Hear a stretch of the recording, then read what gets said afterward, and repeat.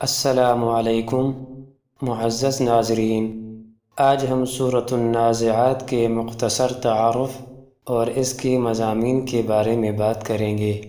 सूरतुन्नाज़िआत क़ुरआन मजीद की 19वीं और मक्का में नाज़िल होने वाली सूरत है जो 30वें पारे में वाक़या है। इस सूरत में 46 आयात और 2 रुकू हैं। इसका नाम पहली आयत के लफ्ज़ वन्नाज़िआत से लिया गया है, जिसका मतलब है जान खींचने वाले फरिश्ते।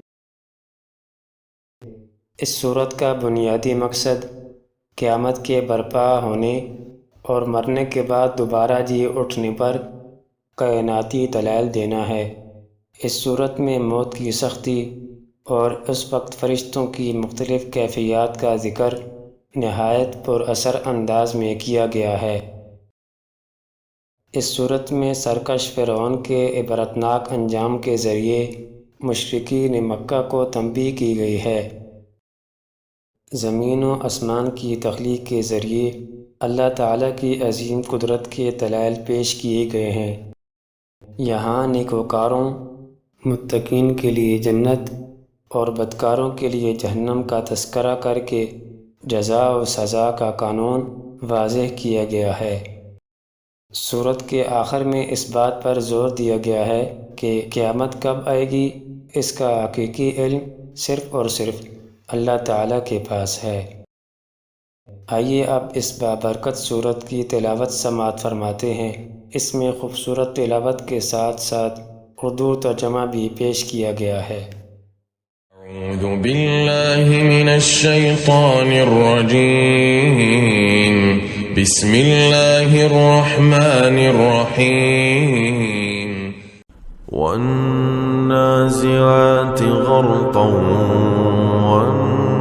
वन्नाशिताति नश्ता वस्साबिहाति सबहन फस्साबिक़ाति सबक़ा फल्मुदब्बिराति अम्रा यौम तर्जुफ़ु अर्राजिफ़तु तत्बअुहा अर्रादिफ़तु क़ुलूबुन यौमइज़िन वाजिफ़ः अबसारुहा ख़ाशिअतुन यक़ूलून अइन्ना लमरदूदून फ़िल हाफ़िरह अइज़ा कुन्ना عظاما نخرة قالوا تلك إذا كرة خاسرة فإنما هي زجرة واحدة فإذا هم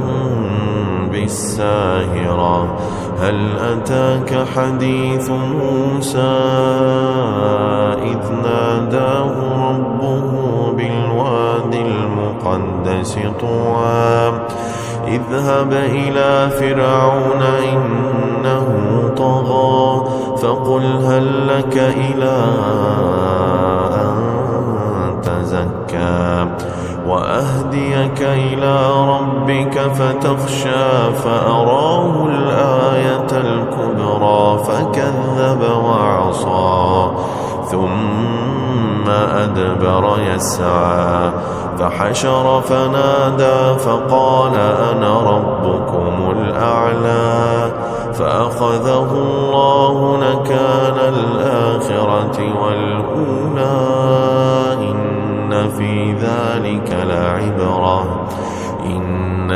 ذلك لعبرة لمن يخشى أأنتم أشد خلقا أم السماء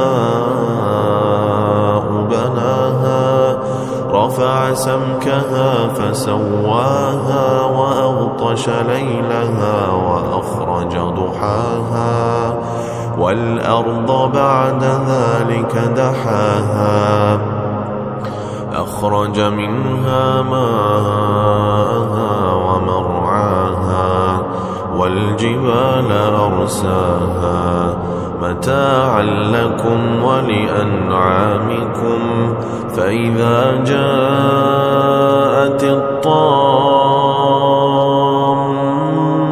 الكبرى يوم يتذكر الإنسان ما سعى وبرزت الجحيم لمن يرى فأما من طغى وآثر الحياة الدنيا فإن الجحيم هي المأوى وأما من خاف مقام ربه ونهى النفس عن الهوى فإن الجنة هي المأوى يسألونك عن الساعة أيان مرساها فيما أنت من ذكراها إلى ربك منتهاها